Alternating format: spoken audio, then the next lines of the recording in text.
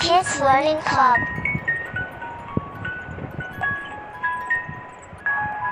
Subscribe and like this YouTube channel. The The Snow Queen Part 1. Mirror of the Evil Troll. One day, he was in a really good mood. Do you know what wicked sprites do when they're in a good mood? They craft something terrible and interesting.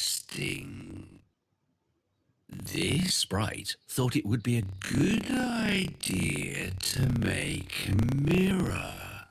It was no ordinary mirror. It had some strange powers. Anything that was beautiful, pure and good looked ugly, terrifying and evil in the mirror. Those things that were already good for nothing and a sore to the eye looked even uglier and even more horrific. The sprite was delighted to find that the mirror grinned whenever someone had a good thought. He showed his precise mirror to all the little sprites in his school, and there were hoots and screeches of delight. They were glad to have the mirror and flew around holding it all the time.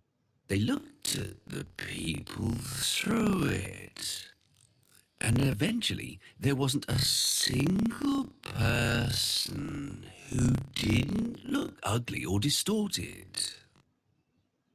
In their excitement, they flew higher and higher until they were close to the stars. Suddenly, the mirror grinned and shook so much that the sprites couldn't hold it any longer. It went crashing through the skies and shattered into 1,000,000 pieces. Some as big as a person, and others as tiny as a grain of sand.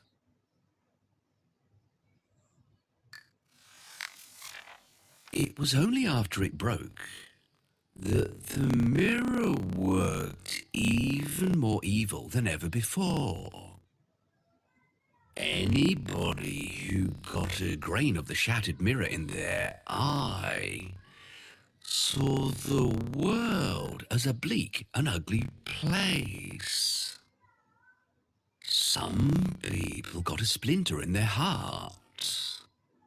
Then the mirror sucked all the love out of the heart and turned it into a lump of snow, cold and cruel. Some of the broken pieces were as large as window panes. Some shards went into people's spectacles, and even when they looked at their friends through them, all they saw were horrible, distorted creatures. The shattered glass dust floated around in the air. The evil sprite was delighted because the mirror was working better than he ever hoped it would. This mirror is my greatest invention ever. The greatest indeed. Let's check how it works. Everything should look disgusting in this mirror.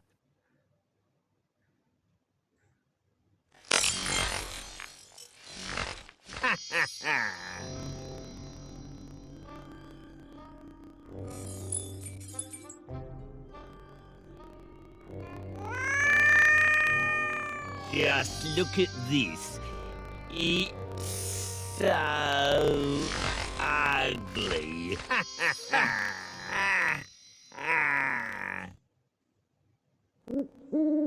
Look, it's so skewed.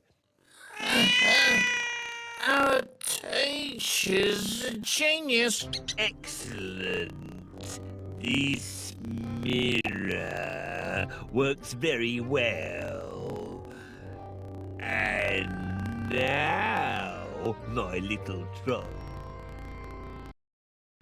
Kai and Gerda. In a large town, there lived a boy and a girl. Kay and Gerda. They lived next door to each other. But oh, anybody who saw them playing together would have thought they were brother and sister. The town was so crammed with houses that the people had no place for gardens. They were content with a couple of flower pots. But the children had something just about as good as a garden. At the place where the roofs of the two houses met, they had large wooden boxes with vegetables and lovely rose bushes. Sometimes they took their stools and sat among the bushes and pretended that they were in their own big garden. But when the winter came, the children could no longer sit outside. They had to be content with playing inside the house. One day, Gerda and Kay were sitting by the window in Kay's house. Kay's grandmother, who was looking at the snowflakes, said quietly, The white bees are swarming. Kay and Gerda looked at her in surprise. Grandma, do the bees have a queen? Kay asked. Oh, yes, they do. Said Grandma. Where the swarm hangs in thick clusters, she flies there. Sometimes she flies into towns and peeps in through the windows. When she does that, the most beautiful patterns form on the window pane. Have you both seen this happen? Kay and Gerda nodded. They'd seen it many times. So Grandma was telling the truth.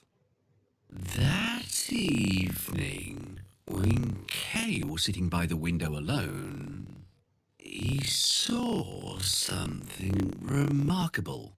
He noticed that one snowflake was larger and prettier than the rest and sparkled in the moonlight. The flake of snow grew larger and larger, and at last it was like a young lady dressed in the finest white gauze, made of a million little flakes like stars. She was so beautiful and delicate, but she was made of dazzling, sparkling ice and was so full of life. She turned around to look at Kay. She nodded towards the window and beckoned with her hand. Kay was frightened and jumped down from the box. It seemed to him him, as if at the same moment a large bird flew past the window.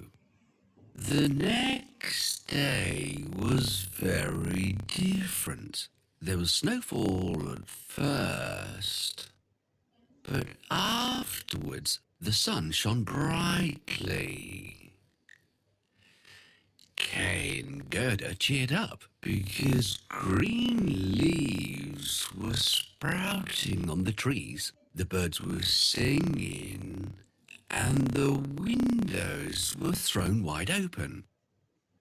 That summer was very special because the roses that bloomed were prettier than ever before. Gerda learned a hymn that mentioned roses. She sang it to Kay, and he liked it very much. They immediately sang it together. The rose in the valley is blooming so sweet, and angels descend there the children to greet. They felt so good after singing it that they went around kissing the roses.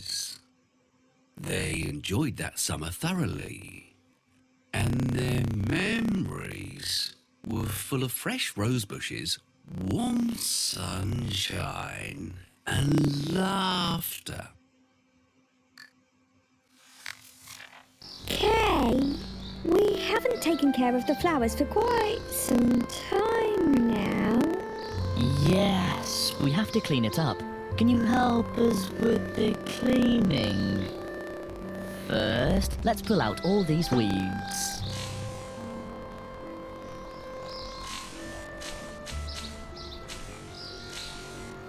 Good job! Now the flowers can grow without any hindrance. What's next?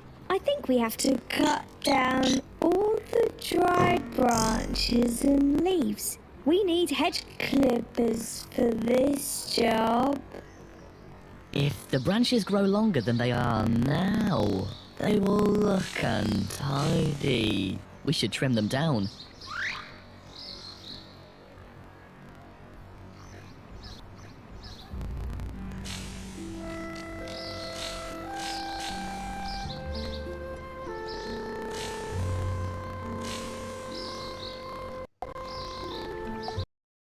Taking care of the flowers. The kidnapping of Kai. Kay and Gerda sat outside talking as the clock tower struck 5. And almost at the same moment, Kay felt something fall in his eye. He rubbed his eyes and splashed water on it. But whatever it was wouldn't come out. It was one of the splinters from the magic mirror. Another piece struck his heart. And even though it didn't hurt him, it slowly changed his heart into a lump of ice. Poor Kay had changed. He looked at the roses and made a face. How ugly those roses are. They're crooked and dull, said Kay. Gerda was surprised. Kay had never spoken like that before. She brought out her book of animals, and they looked at it as they had done many times. But Kay closed the book shut and said, I don't want to look at these ugly, horrid animals. Kay was so grumpy and unkind that Gerda left sadly. When she came to listen to Grandma's stories, she was surprised to see Kay smirking. He stood behind Grandma and imitated the way she told stories. He's never done anything like this before. Thought Gerda. What's happened to Kay? Kay imitated others too, and it wasn't pleasant at all to watch him. Time passed by quickly, and before long it was winter again. All the little boys and girls in the town went to play in the snow. Kay hardly ever played with Gerda now.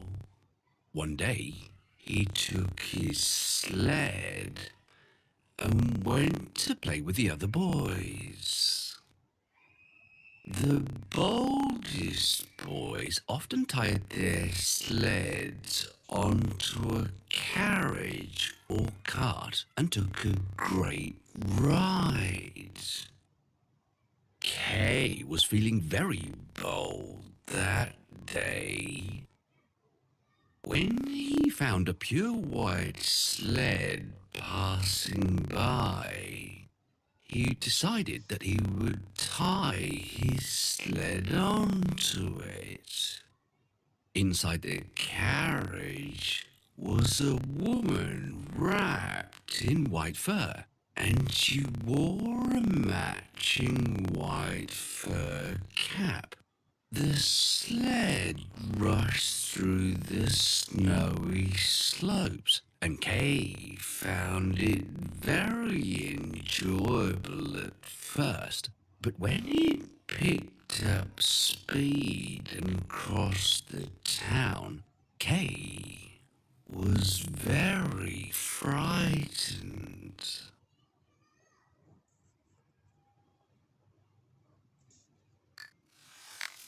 Finally, the sled stopped. The lady stepped out and called over to Kay. Come here and sit with me. You look cold. I'll wrap you in my bearskin. She wrapped Kay and kissed him on the forehead. The kiss was colder than ice, and it went all the way to his frozen heart. As the sled took off again, the Snow Queen kissed him once more. Kay forgot his grandma, parents, and Gerda. He cuddled up near the Snow Queen's feet and slept. I'll show you the games we like to play. Sledding is my favorite game. Help me.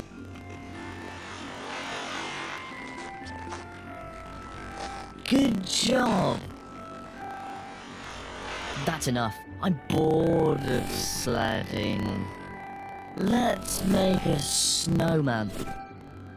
Our snowman looks nice, but we need to dress him up a little. Yes, this is exactly what I want.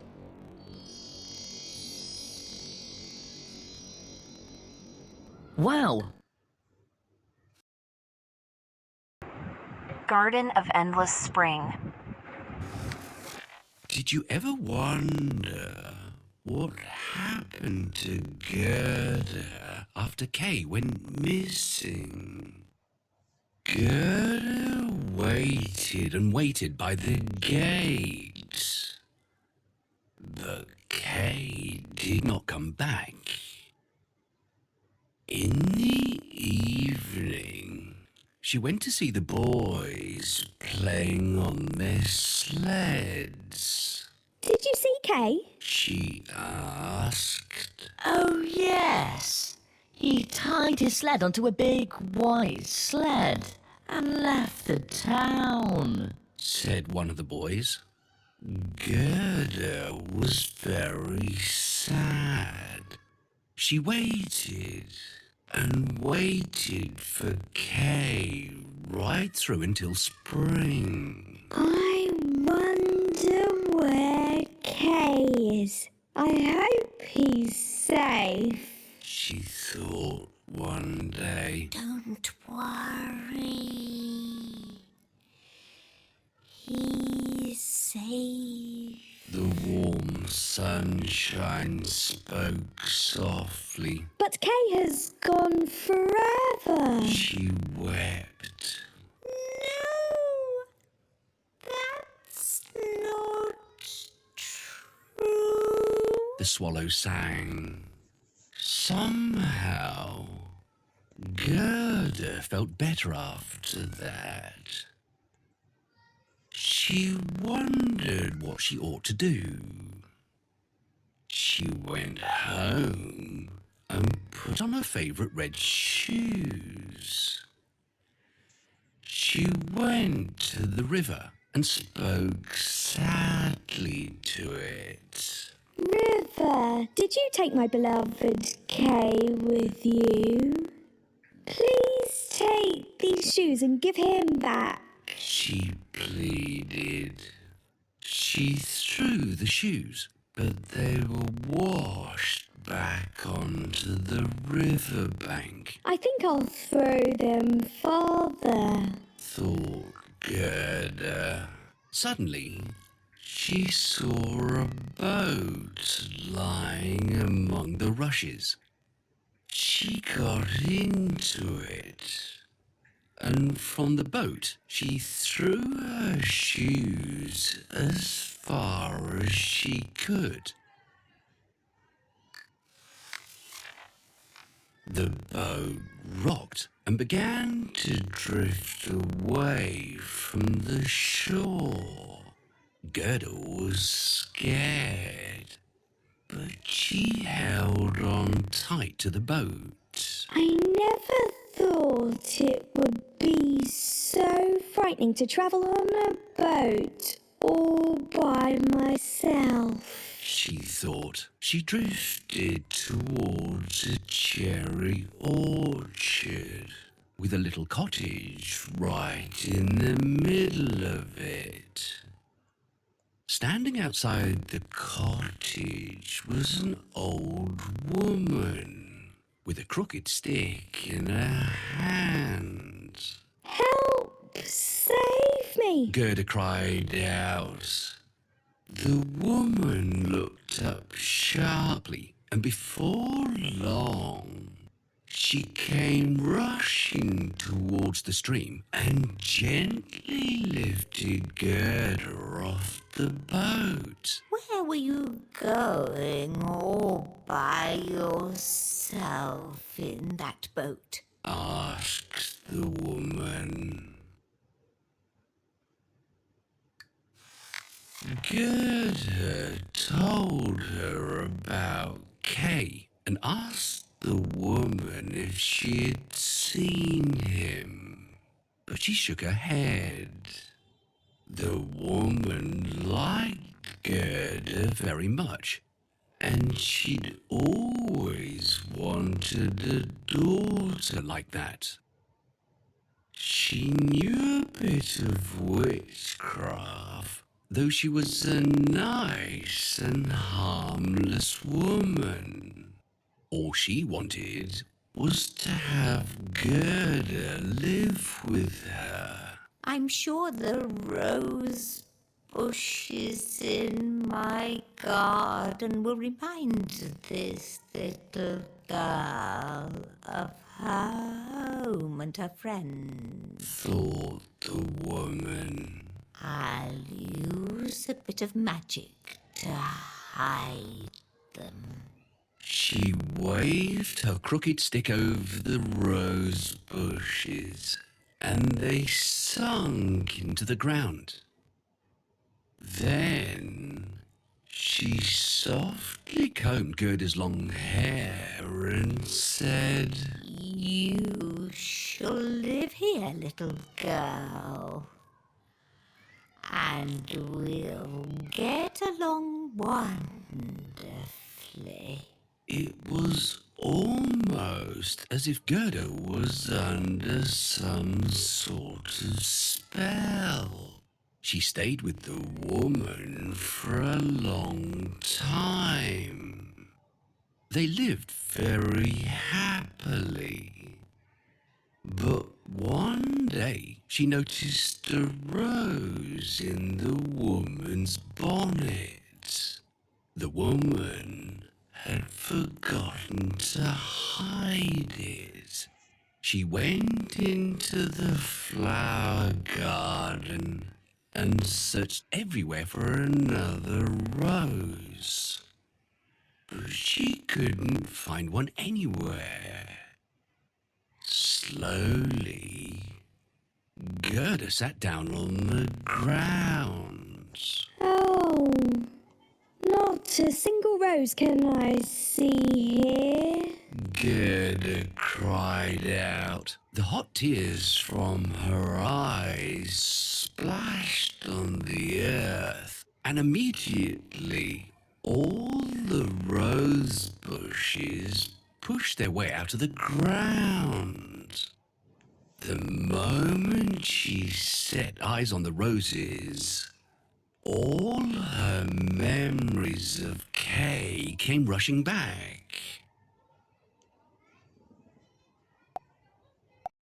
The woman. The girl looked everywhere, but the woman was nowhere around. Without waiting for a moment, Gerda pushed open the rusty gate and ran out as fast as she could, even though nobody was chasing her. Okay. How did I forget you? Said Gerda. I must look after you. Spring and summer have passed and it's autumn already. Back in the cherry orchard, it had been spring forever.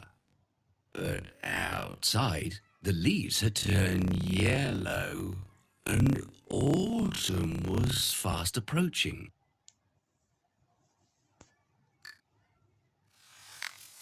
This is such an amazing place. There are a lot of roses here. They remind me of Kay. I must find him. All right, darling. But before you leave, can you do me a favor? Please go to the garden and gather some cherries for me. Sure. She's such a good girl, but I'm afraid that something might happen to her. It would be safer if she stayed with me. We should hide all the roses so that they won't remind her of Kay. Can you help me? That's good.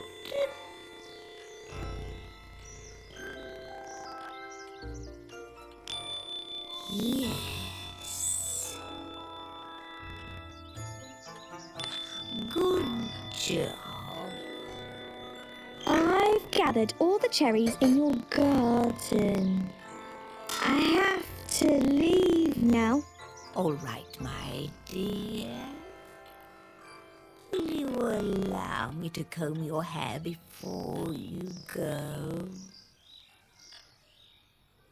I wonder where I left my hairbrush. Can you see the hairbrush? Where can it